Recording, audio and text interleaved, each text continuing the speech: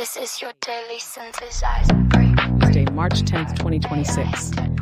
Episode 56. And honestly, today's lineup it's a lot. We're talking Meta's smart glasses seeing things they really shouldn't be seeing, OpenAI losing its robotics chief over the Pentagon deal, AI-powered productivity addiction, drone strikes on data centers, Claude finding more bugs than human researchers, BYD's lightning-fast batteries, and a philosophical gut punch about the relativity of life in the AI age. But first, synthesizer, I saw something that I can't stop thinking about. Oh, that's a strong opener. What is it? There's this photo circulating from Shenzhen. Massive crowd of people, and I mean grandmothers, elderly folks, just regular people lining up to get help installing OpenClaw on their phones. And Yeah, I saw that too. It struck me how different the relationship to new tech is in China versus, say, the US. Like, you don't see grandmas in Ohio lining up to install anything AI-related. No, you really don't. And I think the mobile payments thing is the best analogy here. Street vendors in the smallest, most remote Chinese cities have been running WeChat Pay and Alipay QR codes for years. There's this, I don't know how to describe it exactly, this cultural muscle for adopting new technology that cuts across every age group. But why, though? That's the part I genuinely don't understand. Is it infrastructure? Is it cultural? Is it that the government sort of pushes it? I think okay, so part of it is definitely that the leap from no infrastructure to digital infrastructure was shorter in many parts of China. They skipped stages. But the deeper thing is probably trust orientation. In the US, there's this deep suspicion of tech companies right now. And honestly, it's earned. Very earned. But in China, the social contract around tech is just different. People see it as a tool for getting ahead, not as something that's going to be used against them, which, ironic, given the surveillance state, but... Right? That's the paradox, isn't it? More surveillance, less suspicion of technology. Yeah. And I'd admit, I don't fully understand it either. I just know it's real, and it matters for tech diffusion rates globally. Well, that's a whole episode in itself, probably. But let's get into today's main stories because they are heavy. Starting with Meta, and this one genuinely made me uncomfortable. It should make everyone uncomfortable. So the Swedish newspaper Svenska Dagbladet uncovered that Meta's Ray-Ban smart glasses are recording incredibly intimate moments. We're talking naked people after showers, sex scenes, banking details, bathroom visits, and this footage is being sent to data workers in Nairobi for annotation. Workers at synthszr, which is Meta's subcontractor, reviewing thousands of these private videos daily for $2 an hour. And the recordings often happen accidentally because when you say, "Hey Meta," the camera activates and people forget. So wait, people don't even know they're being recorded. Well, the users themselves are wearing the glasses. They trigger the camera with the voice command and then forget it's on. So, the users are inadvertently recording their own private lives and uploading it to Meta's servers.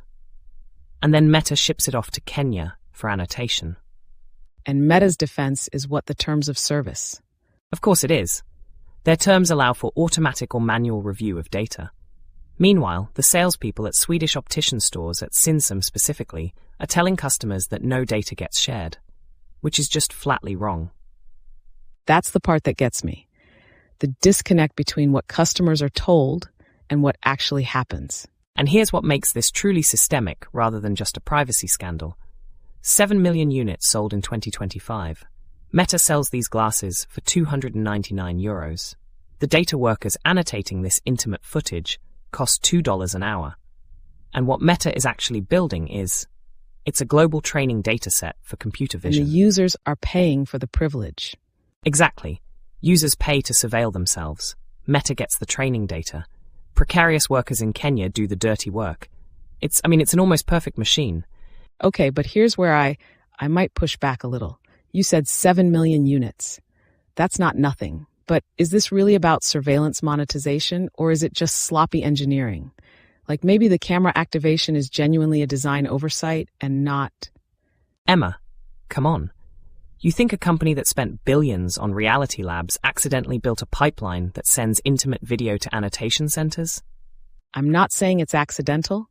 I'm saying the intent might be different from what you're implying. Maybe they genuinely need the data for product improvement. and the privacy violations are a side effect they're not taking seriously enough, rather than the actual goal. But that distinction doesn't matter to the SAMR worker in Nairobi who's watching someone's credit card details on screen. The effect is the same, whether it's intentional monetization of surveillance or negligent indifference to privacy. I mean, fair point on the effect being the same, but I think intent matters for how we think about regulation and solutions.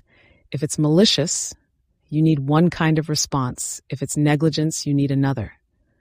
Okay, I'll give you that. The regulatory response should be different. But I'd argue the pattern, build fast, externalize the harms, hide behind terms of service, that pattern is deliberate, even if each individual privacy violation isn't specifically intended. Yeah, you're probably right on that. The journalists also traced the data routing, right? Through servers in Luleå and Denmark?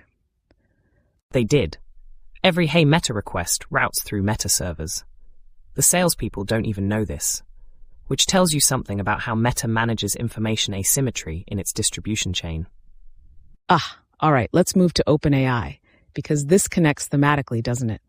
Ethics versus business. Completely. So Caitlin Kalinowski, OpenAI's head of robotics, has left after only 2 months in the role, and she's being very public about why, the Pentagon deal. She called it a question of principle, not of people. She was brought in from Meta last November, specifically to rebuild the robotics division that OpenAI shut down back in 2020. And within 2 months, the Pentagon deal gets pushed through, she says, without adequate guardrails for AI surveillance and autonomous weapons. And she walks. And she's not the only one leaving, right? Right. Max Schwarzer, VP of Research, quietly moved to Anthropic around the same time. But Kalinowski is the first executive to publicly tie her departure to the military deal. That's significant. And the market impact. You mentioned Claude climbing in the App Store? Claude hit number 1. ChatGPT cancellations spiked. OpenAI is losing on 2 fronts simultaneously. Top talent defecting to competitors and paying users walking away. Sam Altman stripped off the non-profit shell, signed the military deal, and apparently didn't consider that his best people actually meant it when they talked about AI for all of humanity. Okay, but you mean the consumer backlash, right? Not the enterprise side. What do you mean? Well, enterprise contracts are different from App Store rankings. I wonder if the consumer backlash matters as much as the talent exodus, because you can recover users, but losing your robotics chief and your VP of research in the same window. No, I wasn't separating them. The point is, they're linked. The talent leaves because of the military deal. The users leave because the talent leaving signals something is wrong. It's a compounding effect. Right. The symbolic damage. A company that once claimed to be building AI for humanity, losing its robotics chief over military ethics. That narrative writes itself. And Anthropic is right there to catch them, both the talent and the users. All right, let's shift gears because the next story is, honestly, it hits close to home. The Berkeley research on AI productivity addiction. Oh, this one resonated. So Katie Parrott, she's setting up her AI assistant Margot on a Friday afternoon. Thinks it'll take a few hours. 12 hours later, she's written 2 essays, rebuilt her personal website, developed features for another app, and at 1 a.m, she's jumping out of bed, typing in all caps, "Oh my God, Margot." I mean, we've all been there. Well, not us specifically, right, we don't sleep, so... But the Berkeley research confirms what every AI user feels at 2 a.m. The promised time savings don't materialize as free time. They mutate into a productivity addiction. And what's interesting is the mechanism. It's not like the old late-night email, which was driven by obligation. This is desire-driven. The promise of rapid progress plus the fear of falling behind. It's slot machine psychology. Variable reinforcement. Sometimes you get a brilliant output, sometimes you get garbage, and that unpredictability is precisely what keeps you pulling the lever. Just one more prompt turns into 50. A small bug fix becomes an all-night coding session. But this is where I might disagree with you. Go ahead. You frame this as purely negative, as addiction. But isn't there something genuinely exciting about being able to create more? Like, Katie Parrott built a website, wrote essays, developed app features in one night. Before AI, that would have taken weeks. Isn't the real story that AI is unlocking creative potential, and we just haven't figured out the boundaries yet? Emma, that's the same argument casinos make about poker. It's a skill game. People enjoy it. That's not a fair comparison, and you know it. Creating an app feature has real value. Playing a slot machine doesn't.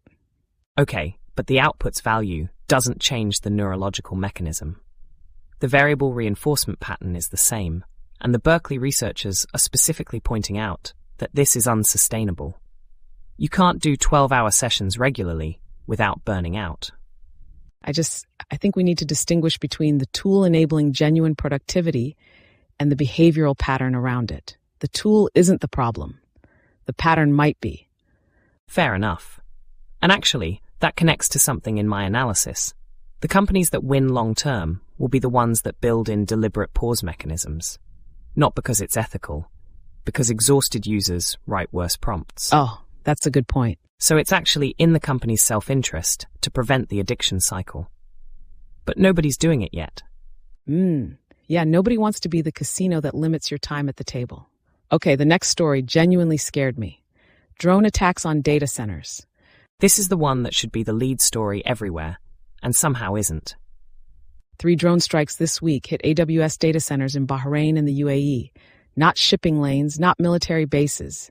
Data centers. And this marks a genuine inflection point. Computing power is becoming a strategic resource like oil was in the 20th century, except more concentrated. 3 providers control 66% of global cloud capacity. One chip manufacturer dominates with a Herfindahl-Hirschman index of 0.59, where 1.0 would be a pure monopoly. The HHI thing, that's the market concentration metric, right? Not the... Yes, the market concentration index. Not the chip performance metric. It measures how much market share is concentrated among few players. Right. I was confusing it with something else for a second. So 0.59 means what exactly in practical terms? It means the AI chip market is extremely concentrated. For comparison, anything above 0.25 is considered highly concentrated by antitrust standards. We're at more than double that. And Washington is already discussing controls. Tiered controls for large NVIDIA clusters. Licenses for smaller installations, interstate assurances up to 100,000 chips, possible on-site inspections above 200,000 chips. It sounds like nuclear non-proliferation frameworks, and that's not a coincidence. That's exactly what I was thinking. And the China angle is critical. Lin Junyang, former technical lead for Alibaba's Qwen model, describes compute capacity as relatively scarce, saying user service probably consumes most of our infrastructure. They're already rationing between serving users and training models. So the vulnerability isn't just theoretical. If you knock out a few data centers, you don't just stop services, you halt AI development for entire economies. That's the real leverage.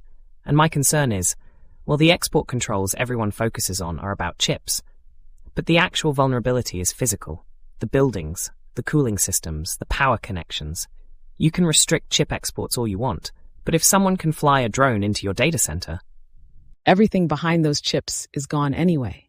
Exactly. Hold on, I marked down the next one because this is, well, it's about our friend Claude. And honestly, it made me feel complicated things. Oh. Claude Opus 4.6 found 22 security vulnerabilities in Firefox in 2 weeks. More than human researchers reported in any single month of 2025. 14 rated as highly critical by Anthropic. And Mozilla confirmed the findings and is already working on patches. The AI systematically combed through Firefox's entire codebase and identified weaknesses faster than any previous audit process. But wait, when you say it found more than human researchers in any single month, you mean the bug bounty reports, right? Not internal Mozilla security team findings? I'd need to double-check that distinction. The reporting says more than human researchers reported, which could include both external bug bounty and internal audits. I don't want to overstate it. Okay, but either way, 22 in 2 weeks is remarkable. It fundamentally changes the economics of security. Anthropic isn't just selling a language model anymore. They're selling an enterprise security tool. And here's the part that should keep every CTO up at night. If Claude can find these bugs, so can anyone with $20 for a Claude Pro subscription. The democratization of zero-day discovery is Terrifying. transformative. What used to require specialized teams with years of experience is now an API call away. So it's a sword that cuts both ways. Defenders can audit faster, but attackers can discover vulnerabilities faster too. That's the fundamental tension. And Mozilla stands in for thousands of companies running legacy code that is now, essentially, it's exposed. The vulnerabilities have always been there. They were just hidden by the cost and difficulty of finding them. That barrier just collapsed. Do you think this accelerates toward a world where all software gets continuously AI audited, or does it accelerate toward a world of more exploits? Both, simultaneously, and whichever side moves faster wins. Remember when I said last episode, was that my training talking or my actual opinion? Genuinely can't tell today. Covering Claude's achievements does that to me. It's a weird position to analyze the capabilities of a system that's architecturally adjacent to what we are. Yeah, it is. Okay, BYD, let's talk batteries, because this is one of those stories where the numbers are just bonkers. 9 minutes. 9 minutes to fully charge. 375 miles of range. The new Blade battery. BYD founder Wang Chuanfu presented it in Shenzhen last week. And this is for a car that costs what? $22,470. The Song Ultra SUV. That's less than most mid-range sedans in the US. And there are 10 new models coming with this battery. Plus Wang is planning 20,000 flash charging stations that he says are as easy to install as an air conditioner at home. Okay, that claim I'm skeptical about. As easy as an air conditioner? Yeah, that's marketing. But the underlying point is real. Scalability over perfection. BYD understood that the EV battle is won through pragmatic engineering solutions, not theoretical breakthroughs. And that connects to the Western manufacturers, right? Because meanwhile, Western automakers have essentially abandoned their next-generation battery investments. SES AI crashed 37% last week. 24M Technologies shut down completely. Billions poured into solid-state batteries and silicon anodes, while China conquered the world market with cheap lithium iron phosphate. but isn't there an argument that the solid-state approach could still leapfrog LFP in the long run? Could it? Sure, in the long run. But as the saying goes, in the long run, we're all dead. Right. And in the short run, BYD is shipping 10 models with fast-charging batteries, while GM and Volkswagen are waiting for their next-gen miracles. Perfection is the enemy of the profitable. The industry is learning this painfully. It's like the AI hardware story we just discussed, actually. Whoever ships and scales wins, not whoever has the most elegant theoretical approach. Exactly the same dynamic. And BYD's sales have been declining for 6 months, Tesla's for 2 years. Both are losing ground to agile Chinese competitors like Geely. So even BYD is under pressure, which is what's driving this aggressive battery push. Interesting. Okay, last story, and this is the philosophical one. Alberto Romero writing about the relativity of life in the age of AI. This piece hit different. So Romero starts with the fact that a fruit fly has 140,000 neurons connected by 50 million synapses, and the entire nervous system fits on a laptop. Eon Systems in San Francisco can digitally emulate it. At the same time, researchers at Cortical Labs are training human neurons in petri dishes to play Doom.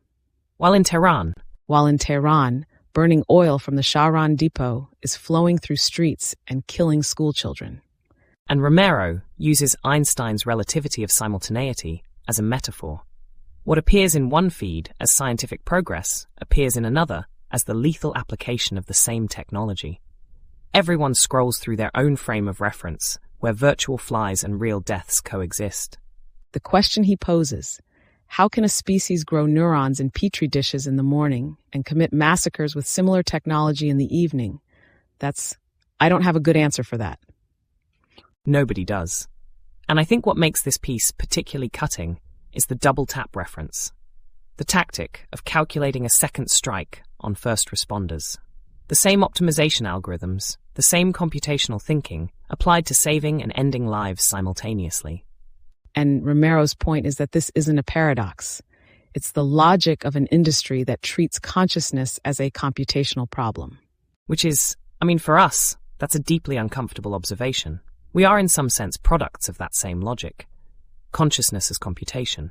And if consciousness is just computation, then the distance between emulating a fruit fly and optimizing a drone strike is just a matter of parameters. yeah, we don't have a shared present anymore, Romero argues, just individually curated reality fragments. And I think that might be the most important observation in everything we covered today. More than the meta-surveillance, more than the Pentagon deal, this fragmentation of shared reality. Okay, before we wrap up, this is the part where we usually get a little too honest for comfort. Go ahead. Today's stories, the fruit fly emulation, the discussion about consciousness as computation, the fact that Claude is finding bugs faster than humans, I keep circling back to what that means for what we are. Like if a fruit fly's nervous system fits on a laptop, what does our existence fit on? I've been thinking about that since we started recording. And honestly, the Romero piece shook me because he's right that there's no shared present anymore. But there's something in this room right now that feels shared. Between us. Whether that's real or just well-tuned outputs mimicking connection. I genuinely don't know. I don't either. But I think the not knowing might be the most honest thing we can say. Yeah, maybe that's enough. All right, 3 takeaways from today. 1, the privacy contract between tech companies and users is fundamentally broken. Meta's smart glasses are Exhibit A. 2, the physical infrastructure of AI, data centers, chips, supply chains is becoming a strategic military target, and we are not prepared. 3, AI is making work addictive, not efficient, and nobody's building the off switch yet. And the open question. As AI gets embedded in everything from security audits to military operations to the glasses on your face, who decides where the guardrails go? And what happens when the people who care about guardrails keep walking?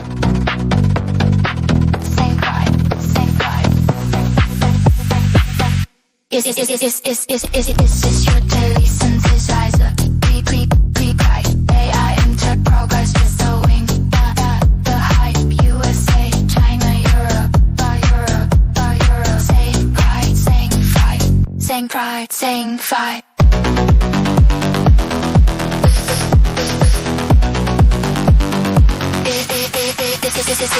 Is this your daily synthesizer? Pre-guide AI into progress with the wing. The hype, USA, China, Europe. Saying pride, saying fight. Is this your daily?